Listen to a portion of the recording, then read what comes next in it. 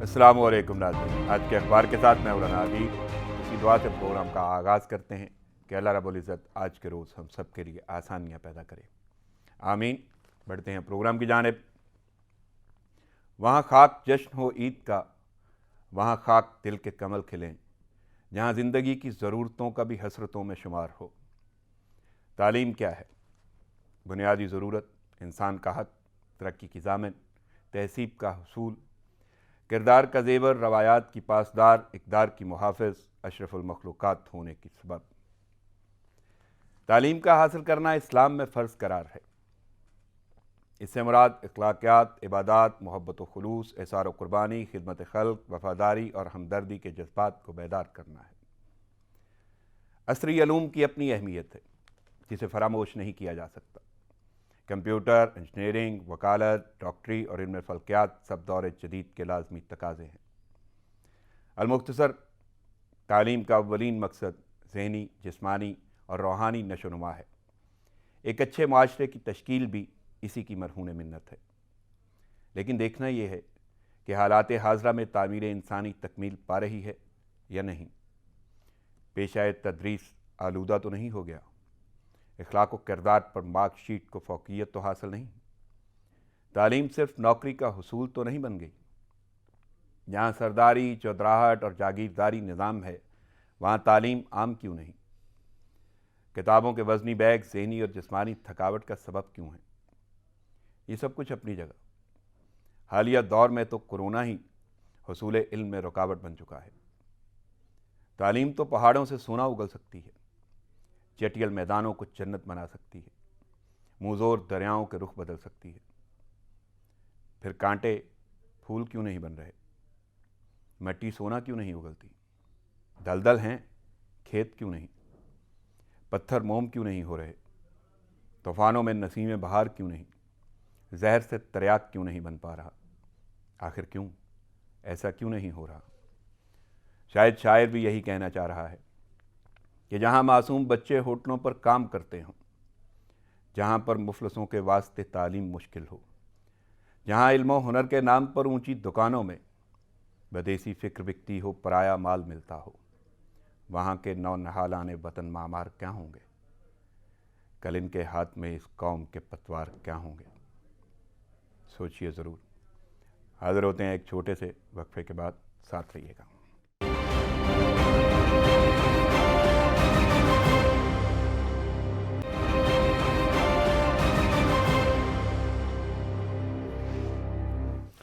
Welcome back ناظرین، خبروں اور تجزیوں کا سلسلہ شروع کرتے ہیں، لیکن اس سے پہلے مہمان شخصیات کا تعارف میں آپ کے سامنے رکھ دوں۔ دو شخصیات میرے ساتھ یہاں پہ اسٹوڈیو میں موجود ہیں، دونوں ہمہ جہت شخصیات ہیں۔ پہلے جس شخصیت کا میں تعارف کراتا ہوں، بزنس مین ہے، اسپورٹس مین ہے، موٹیویشنل اسپیکر ہیں، اور اس کے ساتھ ساتھ تجزیہ کاری میں بڑی مہارت حاصل ہے، حالات حاضرہ پہ بڑی گہری نظر ہے۔ میرے ساتھ موجود ہیں تجزیہ کار سید تصدق گیلانی صاحب۔ السلام علیکم گیلانی صاحب۔ وعلیکم السلام۔ ناظرین، دوسری شخصیت بھی میرے پاس بڑی ہمہ جہت ہیں، ان کی ذات کے ساتھ بھی بہت سارے ٹائٹلز جڑے ہوئے ہیں، اور سب سے اہم بات وہ ماہر تعلیم ہیں، سوشل ورکر ہیں، بزنس ویمن ہیں، اس کے علاوہ P H D scholar in education اور تجزیہ کار فرح خان صاحبہ۔ السلام علیکم فرح۔ وعلیکم السلام۔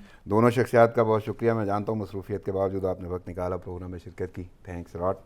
چلتے ہیں اخبارات کی جانب۔ سب سے پہلی خبر جو لیڈنگ سٹوری ہے، گیلانی صاحب آپ کی جانب آؤں گا میں۔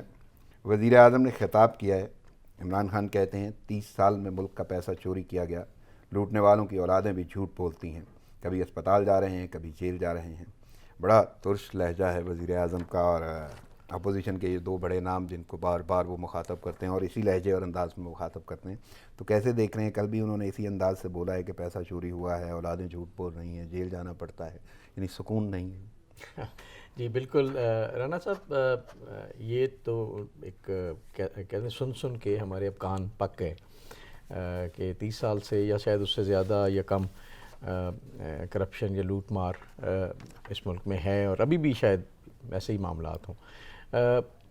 مسئلہ یہ ہے کہ اگر وہ کرپشن یا لوٹ مار ہے تو ہماری حکومت یا ہمارے ریلیونٹ ادارے، ان کا کام ہی یہ ہے کہ ان لوگوں کو پکڑیں، اس کرپشن کو، یا کم از کم ایٹ لیسٹ اس کو روکنے کی کوشش کریں۔ خان صاحب نے تو ہمیں کہا تھا جی کہ یہ جو 200 ارب ڈیلی بیسس پہ لیک ہوتے ہیں، یہ انشاءاللہ رک جائیں گے، اور اس کے بعد دودھ اور شہد کی ندیاں بہیں گی۔ لیکن ابھی بھی لگتا ہے کہ کہیں نہ کہیں لیکیج. اب خان صاحب ہوں یا ساری عوام کے لیے بات یہ ہے کہ کرپشن کوئی کسی ایک لیول پہ نہیں ہے.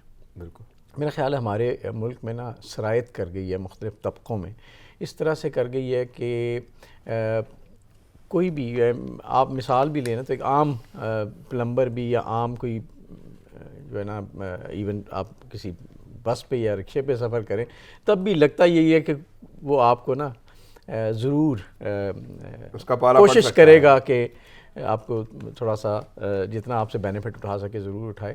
تو یہ ایک کلچرل اسپیکٹ انفارچونیٹلی بنتا جا رہا ہے, اور یہ اسپیکٹ اس سے پہلے نہیں تھا.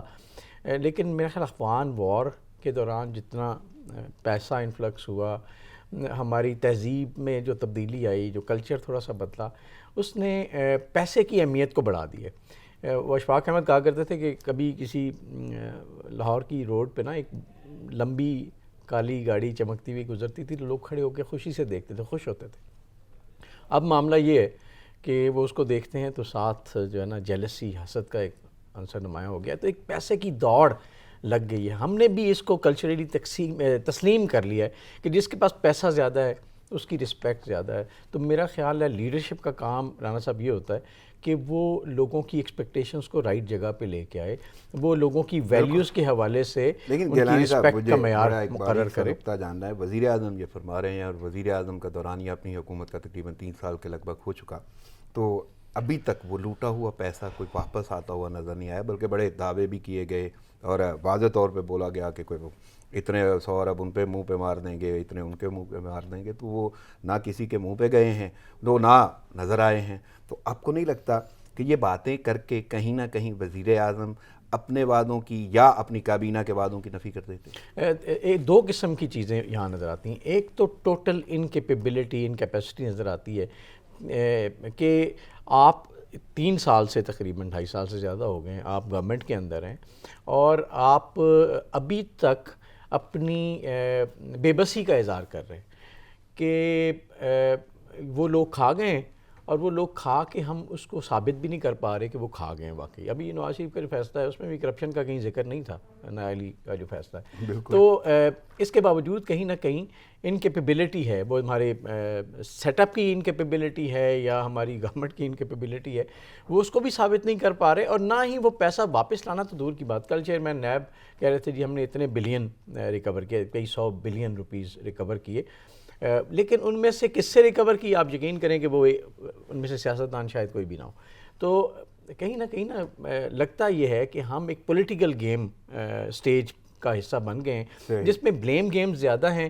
ریالٹی کو ہم ہمیشہ انڈر دا کارپٹ ڈال دیتے ہیں, اور اس قوم کو اتنا ہم نے کنفیوز کر دیا کہ ہمیں سمجھ نہیں آتا کہ وہ کرپشن باقی وہ سیاستدانوں نے جو کی تھی, وہ جس کی وجہ سے خان صاحب آج آپ اقتدار میں ہیں, وہ ان کرپٹ لوگوں سے کب پیسہ واپس لائیں گے؟ وہ باعث جو $200 بلین تھا وہ کب لوگوں کے منہ پہ ماریں گے؟ گیلانی صاحب ایک اور رخ بھی ہے, لیکن میں اس کی طرف آؤں گا آپ کی جانب, لیکن پہلے میں ذرا فرا کی جانب جانا چاہتا ہوں.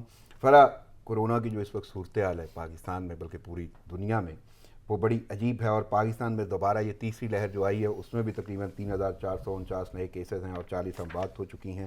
لیکن آپ کا تعلق کیونکہ تعلیم سے ہے, نظام تعلیم سے ہے, بطور ماہر تعلیم مجھے آپ کو یہاں پہ میں نے بلایا ہے, اور آپ پی ایچ ڈی اسکالر ہیں ان ایجوکیشن. تو اس حوالے سے مجھے کچھ آپ سے جاننا ہے کہ کرونا آنے سے ہمارے پاکستان کا, ملک میں نظام تعلیم کتنا متاثر ہوا, کیسے دیکھ رہی ہیں اسے؟ بسم اللہ الرحمن الرحیم. دیکھیں رانا صاحب, آج کے اس پرآشوب اور تیز ترین دور میں کرونا نے ہمیں پھر سے بہت پیچھے کر دیا ہے. بالکل, کیونکہ یہ وہ دور ہے کہ جو ٹیکنالوجی کا دور تھا, اس میں ہم نے بہت ساری ترقی کرنی تھی, آگے بڑھنا تھا, کچھ نیا سیکھنا تھا, کچھ نیا کرنا تھا. بالکل. لیکن اچانک سے ایک ایسی وبا جس میں نہ صرف پاکستان بلکہ چائنا سے لے کر دیگر ممالک اس میں شامل ہوئے, اور اس کی بڑی وجہ یہ ہے کہ جو سب سے زیادہ افیکٹ پڑا وہ تعلیم پہ پڑا. بالکل. یہ صرف ہمارا نہیں بلکہ یہ ادر کنٹریز کا بھی پرابلم ہے کہ یہ سب سے زیادہ جو چیز ڈیمیج ہوئی ہے وہ ہماری تعلیم ہوئی ہے. یہ کسی بھی, اگر آپ دیکھیں تو کسی بھی ملک کی مین پاور جو ہوتی ہے وہ تعلیم ہے. لیکن کرونا کی وجہ سے ہو کر ہم تعلیم کے شعبے میں اوورآل جو ہماری معاشیت میں ہوا یا جو بھی ہوا وہ تو ہم نے نقصان اٹھایا, لیکن تعلیم کے شعبے میں ہم نے بہت زیادہ نقصان اٹھایا ہے. اس کی ایک بڑی وجہ یہ ہے کہ ہمارا جو ایک نظام آلریڈی چل رہا تھا وہ ٹوٹلی طور پر ڈسٹرب ہو کے رہ گیا ہے.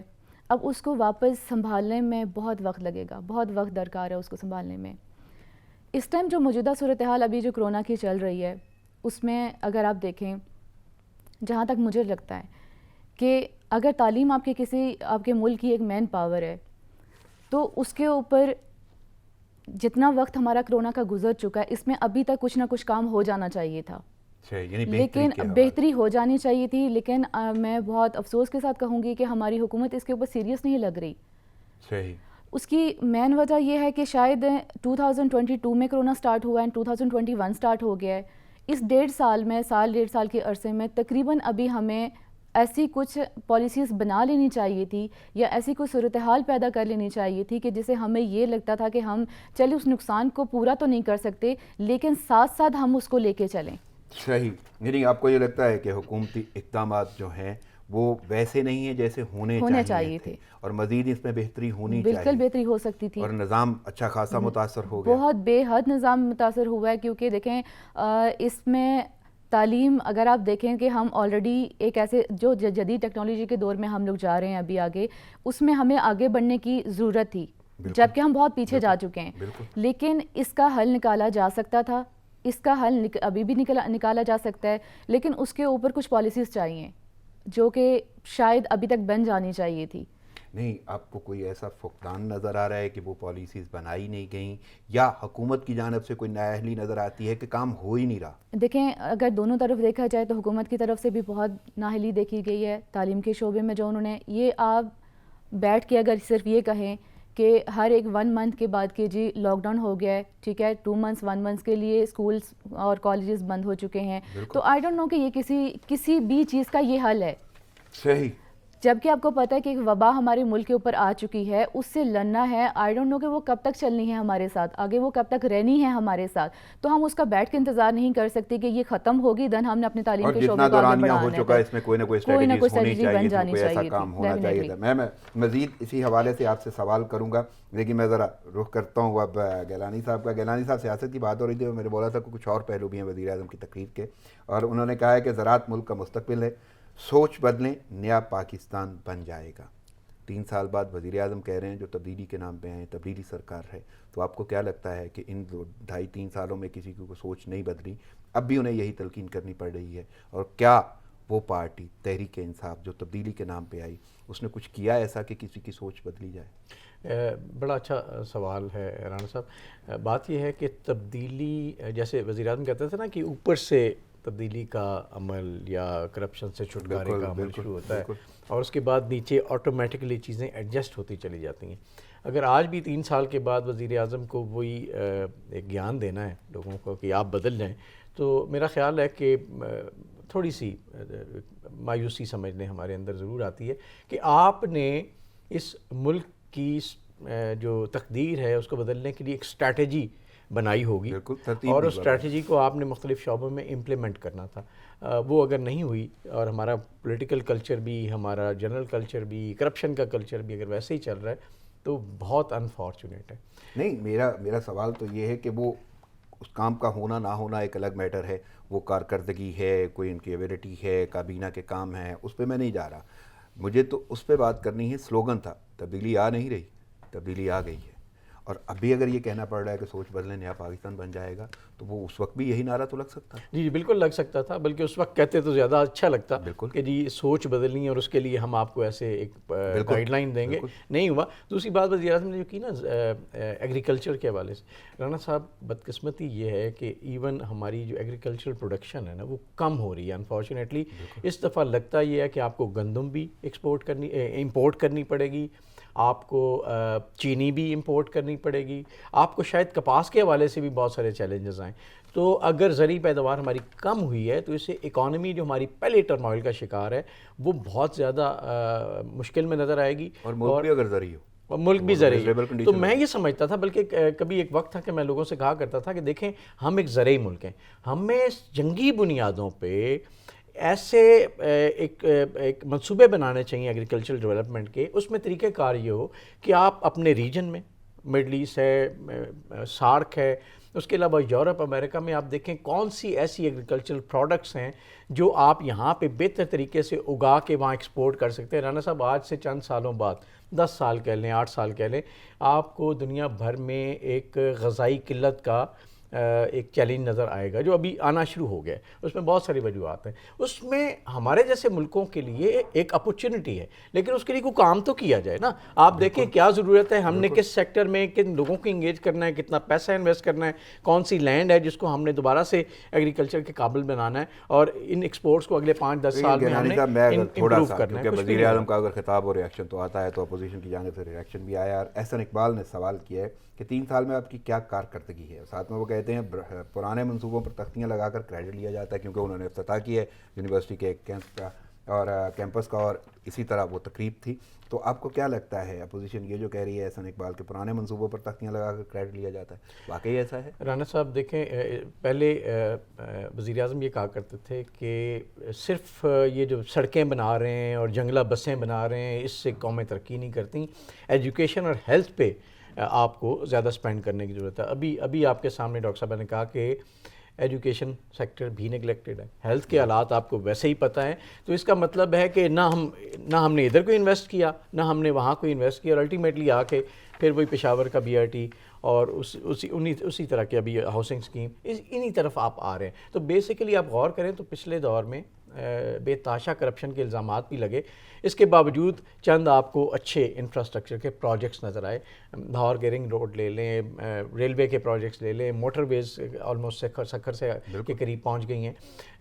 ایون آپ دیکھیں تو ہمارے جو سی پیک کے منصوبے ہیں وہ بہت حد تک, تو اس کے باوجود یعنی وہ منصوبے ہوتے رہے اور کرپشن کے الزامات بھی چلتے رہے ساتھ ساتھ. اس 3 سالہ دور میں مجھے کوئی یہ بتا دے کہ ہم نے کون سا ایسا سمبولک پروجیکٹ کیا ہے جس میں اتنا زیادہ پیسہ بھی لگ گیا.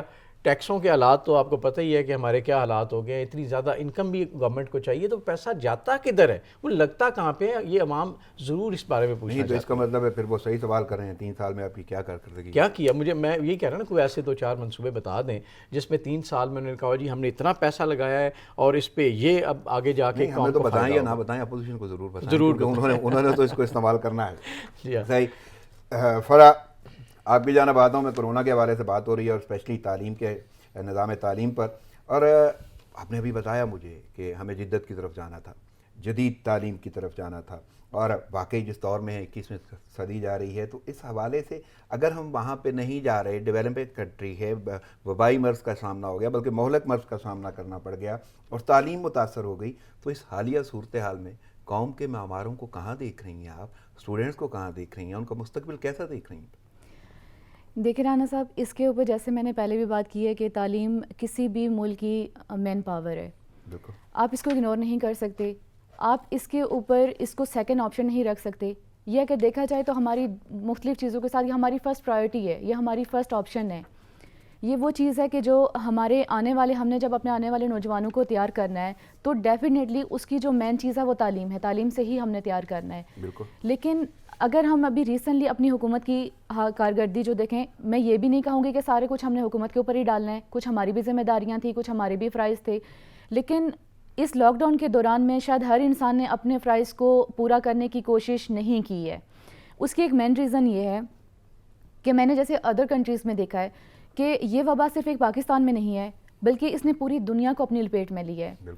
پوری دنیا میں اپنی لپیٹ میں لینے کے باوجود بھی صرف تعلیم کا نقصان نہیں ہوا بلکہ ہر ملک کی معیشت کو بھی نقصان پہنچا ہے. لیکن جیسے یہ چیزیں نارمل ہونا شروع ہوئی ہیں, ساتھ ہی ڈیفرنٹ ممالک نے تعلیم کے اوپر دوبارہ کام کرنا شروع کر دیا ہے. میں نے یہ خود دیکھا ہے کہ انہوں نے چھوٹے چھوٹے سے کیبنس بنائے ہیں اور کلاس رومز میں اسکولز کے اندر ایس او پیز آپ نے بنائی ہیں تو آپ ایس او پیز کو فالو کروائیں. ٹھیک ہے, انہوں نے چھوٹے چھوٹے کیبن بنائے ہیں جس کے اندر آپ اسٹوڈنٹس کو بٹھا رہے ہیں, اور لیکن تعلیم کے اوپر انہوں نے کمپرومائز نہیں کیا. کیوں؟ کہ انہیں پتہ تھا کہ ہمارے آنے والے جو مہمان ہیں وہ یہی ہیں, ہم نے انہی کو تیار کرنا ہے, ہم نے انہی کو آگے لے کے جانا ہے اور ہم نے ان کے اوپر ورک کرنا ہے. وہ جو ان کا ایک گول تھا, جو ان کا ایک ایم تھا, وہ اس کو بھولے نہیں ہیں.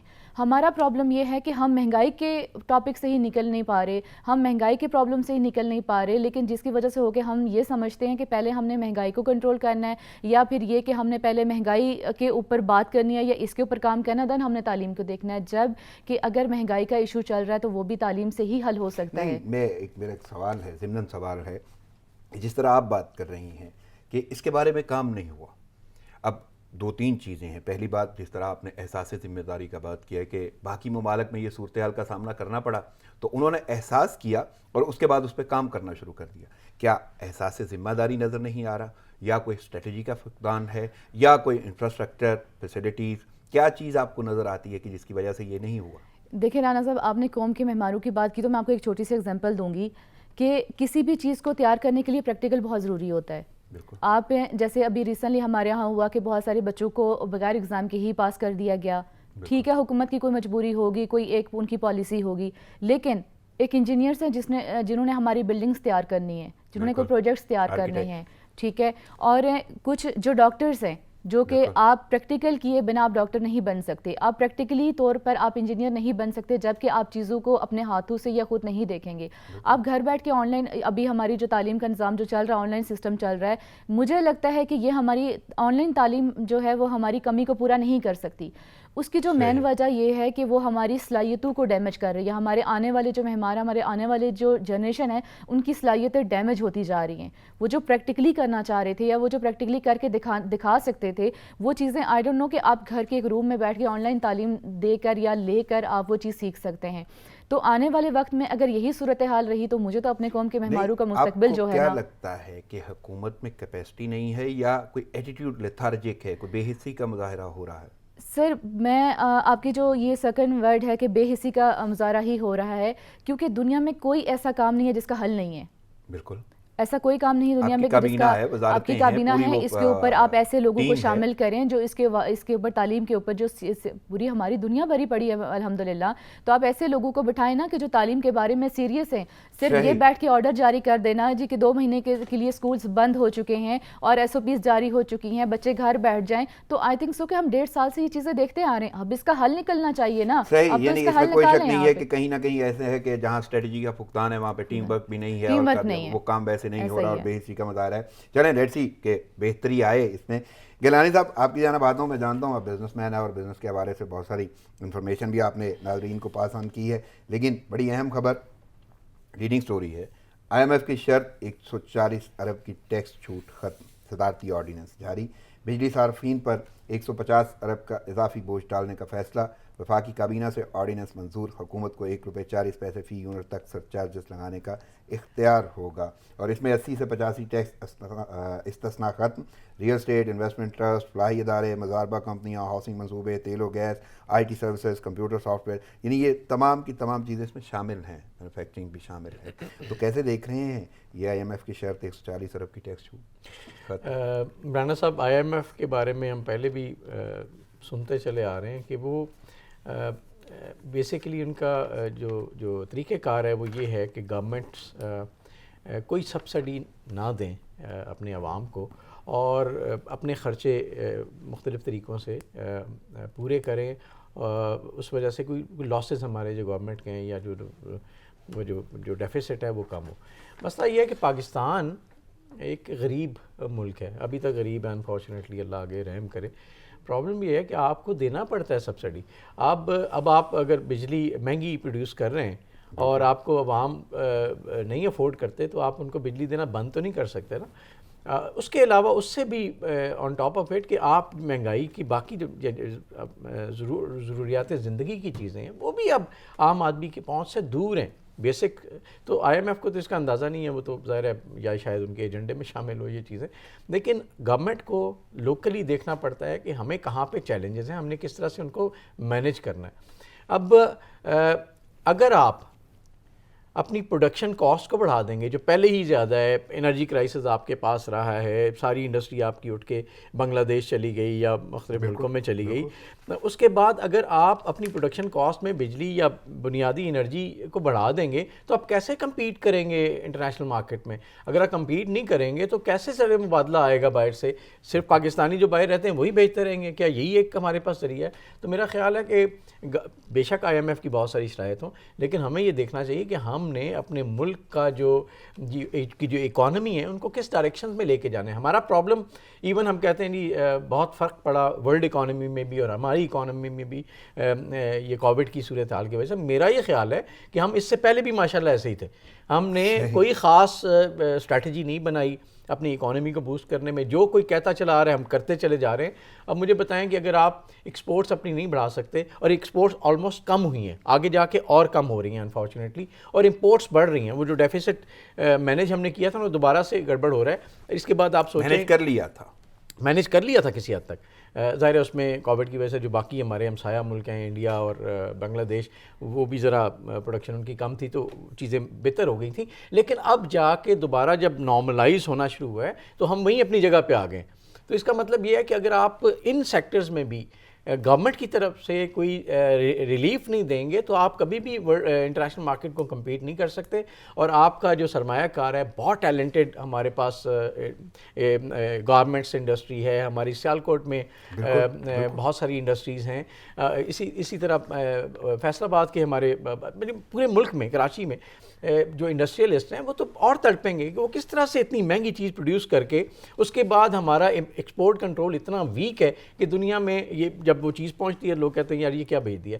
تو اوور آل ہم نے پورے میکانزم کا بیڑا غرق پہلے سے کیا ہوا ہے، اور اوپر سے پروڈکشن کاسٹ بڑھا کے اور زیادہ خراب کریں گے، تو میرا خیال ہے یہ کوئی اچھی صورتحال نظر نہیں آ رہی ہے۔ وزیر اعظم تو ویسے یہ کہہ رہے ہیں کہ 5 سال بعد آپ کو پوچھنا چاہیے کسی بھی حکومت سے، یا 5 سال کا وقت انہیں دینا چاہیے، گو کہ اپنے ان کے دوران یہ تھے وہ 100 دن کا 6 ماہ کا باقی معاملات، لیکن اتنا وقت تو گزر چکا ہے اور یہ تبدیلی کے نام پہ آئی سرکار۔ آپ کو کیا لگتا ہے، میں آپ سے بھی یہی سوال رکھوں گا کہ آخر کیوں یہ چیزیں حل نہیں ہو پا رہی؟ کیا ٹیم ورک نہیں ہے، لیتھارجک ایٹیٹیوڈ ہے، کیا چیز ہے، اسٹریٹجی نہیں ہے، کیا چیز ہے؟ جی اسٹریٹجی بھی نہیں ہے، ویژن بھی نہیں ہے، اور دوسری بات میں ذرائع مذاق یہ کہہ لوں کہ وہ 5 سال بعد کہتے ہیں میں جواب دہ ہوں، تو کہیں 5 سال بعد ہمیں جواب ہی نہ دے دیں وہ کہ بھئی یہ معاملات پچھلی گورنمنٹ کے تھے، ہم ہمارے اوپر مت ڈالیں۔ مسئلہ یہ ہے رانا صاحب کہ ابھی تک یہی جواب ابھی تک یہی ہے، 3 سال گزر گئے اور ابھی بھی ہم کہہ رہے ہیں۔ پچھلے دنوں وزیر اعظم کا بیان تھا کہ اب ہم مہنگائی کو کم کریں گے، یہ الحمدللہ مہنگائی کم ہو رہی ہے، یہ آپ دیکھیں جو اب سبسڈیز کو، مہنگائی پہ بھی آپ سے بات کروں گا، لیکن تو جو سبسڈی آپ نے کم کر دی مہنگائی تو اور بڑھے گی۔ آپ بتائیں، مسئلہ یہ ہے کہ ہمیں بیسیکلی اندازہ نہیں، دیکھیں ہم ایگریکلچرل ملک ہیں، ہمیں ایگریکلچرل پروڈکٹس جو میں نے پہلے بات کی، اس کے علاوہ ایگریکلچر بیسڈ انڈسٹری کو زیادہ سے زیادہ پروموٹ کرنا چاہیے ہمیں۔ اگین یہ جو انٹرنیشنل ہمارے بہت سارے کرنا چاہیے، اس میں تو کوئی شک نہیں، یہ مطالبہ ہے ہر شخص کا ہوگا اور قوم کا پوری کا ہوگا، لیکن کہاں تک ہوتا ہے یہ تو حکومت نہیں کرنا ہے۔ لیٹس سی کہ کیا ہوتا ہے۔ فرا میں آپ سے جاننا چاہتا ہوں، یہ دور کورونا میں جو صورتحال ہوئی ہے اسپیشلی تعلیم کے حوالے سے، اس سے جو بہت یعنی متاثر ہونے والا پہلا طبقہ تو اسٹوڈنٹس، طلباء، بچے، اور اس کے بعد والدین، اساتذہ کا اپنا ایک کردار ہے۔ یہ تینوں کردار آپ کیسے دیکھ رہی ہیں اس دوران، یہ حالیہ صورتحال میں تینوں کریکٹرز یعنی بچے، والدین اور اساتذہ کا کردار کیسے دیکھ رہی ہیں آپ؟ میں اگر اساتذہ کی بات، والدین کی بات کروں تو ہمارے والدین بچوں کے بارے میں فکر مند ضرور ہیں لیکن سیریس نہیں ہیں۔ وہ تو تنگ پڑ جاتے ہیں جو صورتحال میں، اس لیے سیریس نہیں ہے کہ فکر مند ہونا ایک الگ چیز ہے، سیریس ہونا الگ چیز ہے۔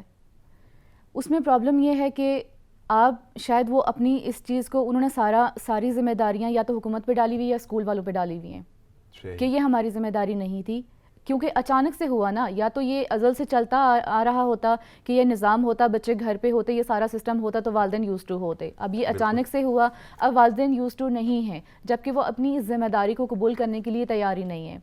رہی بات بچوں کی، تو بچوں کے اندر بہت ساری منفی سوچ جو اندر پیدا ہو رہی ہے، وہ سب سے بڑا موبائل فون کا ایکسٹرا یوز، جو کہ اس لاک ڈاؤن کے درمیان میں گھر میں اور کوئی ایکٹیویٹیز نہیں تھی، جس کی وجہ سے ہو کر موبائل فون کا یوز، ایون سوشل میڈیا کا۔ اب اس کے اوپر پرابلم یہ ہوتی ہے کہ جب بچہ، کیونکہ اس کا جو مائنڈ ہوتا ہے وہ بہت معصومانہ سوچ رکھتا ہے، اب جب وہ ایسی چیزوں کو جب ظاہر سی بات ہے کہ اس کی مصروف لائف لائف میں موٹیویشن دی گئی کہ آن لائن پڑھنا ہے آپ نے اور آپ کو موبائل آن لائن چیزوں میں ضروری نہیں ہے کہ وہ تعلیم ہی لے رہا ہو, بالکل وہ تعلیم ہی لے رہا ہو, یہ ضروری نہیں ہے. پرابلم یہ ہے کہ ہمارے بچوں کے اندر جتنی بھی منفی سوچ پیدا ہو رہی ہے یا جتنا بھی وہ نیگیٹیوٹی پیدا ہو رہی ہے, اس کا مین ریزن جو ہے وہ شاید یہ ہے کہ آن لائن تعلیم بھی میں کہہ سکتی ہوں, کیونکہ موبائل فون کا یوز اب والدین اپنی ذمہ داری سمجھتے نہیں ہیں. میں خود یہ چیز باقاعدہ طور پہ دیکھ چکی ہوں کہ فون دے دیا جاتا ہے کہ چلیں یہ لیں اور آپ پڑھیں, چیک آؤٹ نہیں ہے, والدین اپنی ذمہ داری اس چیز کو نہیں سمجھتے. جبکہ اس کورونا کے دوران میں اگر دیکھا جائے تو ہم وہی روٹین جو بچے کی ایک اسکول جانے کی تھی, ہم وہی روٹین کو گھر پہ بھی فالو کر سکتے تھے. اسی طرح ایک گھر کا ایک روم ہم رکھتے, اسی طرح بچوں کو یونیفارم پہناتے, اسی طرح ہم نے صبح ان کو وقت پہ, دیکھیں ہماری فورسز ہیں ان کا نظام کیوں چل رہا ہے ان کا, کیونکہ وہ 1 by 1 ان کا ایک ٹیم لیڈر ہوتا ہے, ٹھیک ہے, انہوں نے اپنی ٹیم لیڈر کی ہر بات کو ماننا ہوتا اور پراپر طور پر ایک ڈسپلن کے ساتھ پوری ٹیم چل رہی ہوتی ہے. ویسا ہی ایک گھر کا نظام ایک ٹیم کی طرح ہی چل رہا ہوتا ہے. پرابلم یہ ہے کہ ہمارے والدین نے اپنی ذمہ داری اس لیے قبول نہیں کی ہے, جس میں ہماری حکومت کی بھی کچھ مجرمانہ غفلت ہے, اور اس میں ہمارے والدین کا جو کردار ہے وہ بھی کچھ بہت زیادہ خوشائن نہیں رہا ہے. اس کی مین ریزن یہ ہے کہ وہ جو اچانک سے ذمہ داری پڑی ہے تو وہ اس کو قبول کرنے کے لیے تیار نہیں ہے. اس کا جو سائیڈ افیکٹ ہوا ہے وہ یہ ہوا ہے کہ دیکھیں بچے تمام روٹین بھول چکے ہیں, ان کے اندر جو ایک ڈسپلن والا ماحول تھا وہ پیرنٹس گھر کے اندر انہیں نہیں پرووائڈ کر پا رہے, جبکہ یہ اتنا مشکل کام نہیں تھا, یہ والدین کی بھی ذمہ داری تھی. آپ پراپر طور پر جو اسکول کا نظام تھا, جو اسکول کی ٹائمنگ تھی, جو اس کا سسٹم تھا, وہ پراپر طور پر آپ گھر پہ بھی فالو کر سکتے تھے, آپ فالو کروا سکتے تھے. لیکن رہی بات ہمارے اساتذہ کی, میں بہت افسوس کے ساتھ یہ کہوں گی, کیونکہ میں خود بھی ٹیچر تعلیم کے شعبے سے ہی ہوں اور رہ بھی چکی ہوں, کہ یہ جو ہمارا کرونا میں بہت سارے, کیونکہ ہمارے اساتذہ بھی متاثر ہوئے ہیں, معاشی طور پر بھی متاثر ہوئے ہیں, زیادہ متاثر ہوئے ہیں. اس میں ایشو یہ ہے کہ بہت زیادہ جو ہماری ٹوٹل جو نصف آبادی ہے نا, مجھے لگتا ہے کہ وہ پرائیویٹ اداروں میں ہی بچے پڑھ رہے ہیں, جس میں پرائیویٹ اداروں کے اندر جو اساتذہ ہیں ان کے اوپر دھیان نہیں دیا جاتا. ان کا حکومت کے ساتھ کوئی لین دین نہیں ہے. مینز کہ اگر لاک ڈاؤن ہوا, ادارے بند ہو گئے تو بند ہو گئے, اور وہ بے روزگار ہو گئے. اب وہ اپنی پریشانی میں ہیں. آن لائن کلاسز میں کیا ہوتا ہے کہ آپ اپنا ایک لیکچر جو ہے وہ آپ ڈیلیور کر دیتے ہیں, بچے کو سمجھ آئی نہیں آئی, اساتذہ کو اس سے کوئی لین دین نہیں ہے, کیونکہ اساتذہ یہ سمجھتے ہیں کہ بچے کی تربیت والدین کا کام ہے, والدین یہ سمجھتے ہیں کہ جو ہم تھوڑی بہت فیس دے دیتے ہیں اور تربیت جو ہے وہ اساتذہ کا کام ہے. اس دوران میں جو بچہ ہے نا وہ اپنا آپ کھو دیتا ہے, اور آن لائن میں تو وہ کانسیپٹ ہی کھو دیتا ہے. تربیت کا کانسیپٹ بھی ختم ہو چکا ہے آن لائن میں, اور ڈسپلن کا کانسیپٹ بھی ختم ہو چکا ہے. یہ والدین, بچوں اور اساتذہ کے درمیان ایک جنگ چل رہی ہے ابھی. تینوں کردار جو ہیں وہ ذاتی طور پہ کہیں نہ کہیں ویک بھی ہیں, وہ خود بھی کام نہیں کر پا رہے, اور کچھ حالات نے بھی بہت برے حالات کر دیے, جس کی وجہ سے بہت ہی زیادہ یہ تعلیم متاثر ہوئی ہے, یا نظام تعلیم متاثر ہوا ہے. اور حکومت کا تو آپ بتائیں کہ اقدامات جو ہیں, بلکہ گیلانی صاحب بھی حکومت کے حوالے سے تو بتا رہے ہیں. لیکن گیلانی صاحب میں ذرا تھوڑا سا آگے بڑھتا ہوں. NA-75 ڈسکا دوبارہ الیکشن کا فیصلہ معطل کرنے کی استدعا پھر مسترد کر دی.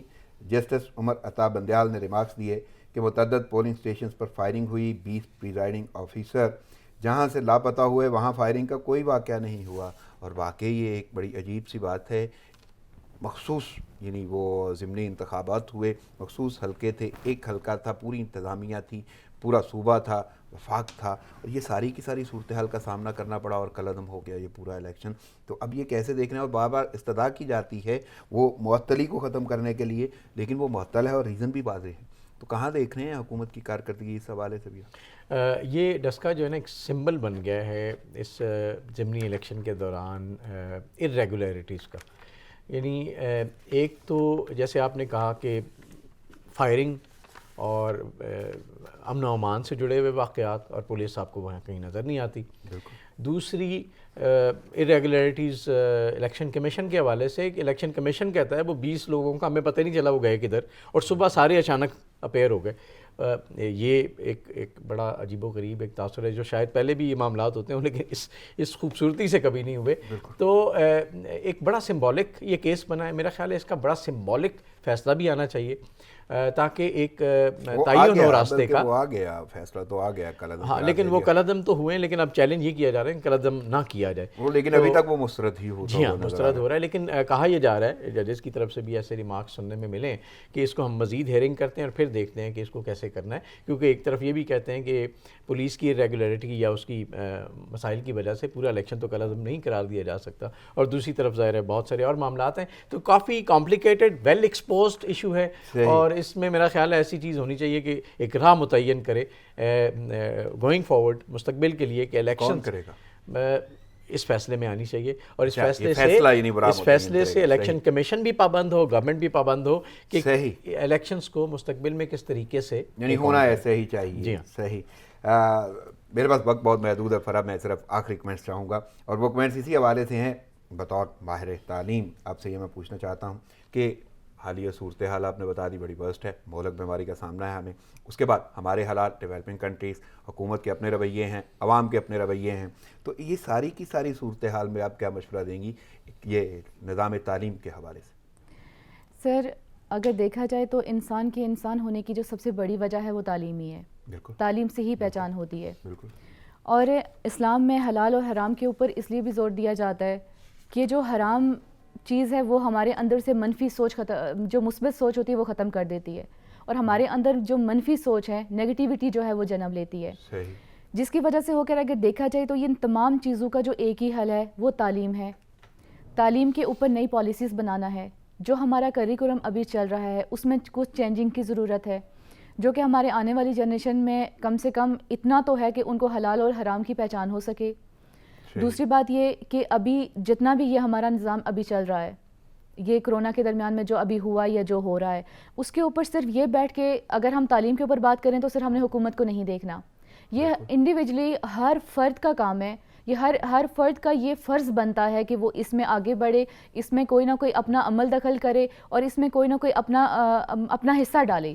جب تک ہم خود آگے نہیں آئیں گے، ہم خود اپنا حصہ نہیں ڈالیں گے، تو آئی ڈونٹ نو کہ اکیلے حکومت کچھ کر سکتی ہے. یہی صورتحال تو بیماری کے خلاف جنگ میں بھی ہے کہ آپ کو خود سے لڑنا ہے، اور اپنی ان تمام کمیوں کو جو کہ آنے والے کئی سالوں تک اگر ہم دیکھیں تو ہم پیچھے ضرور ہوئے ہیں لیکن ہم کمزور نہیں ہیں.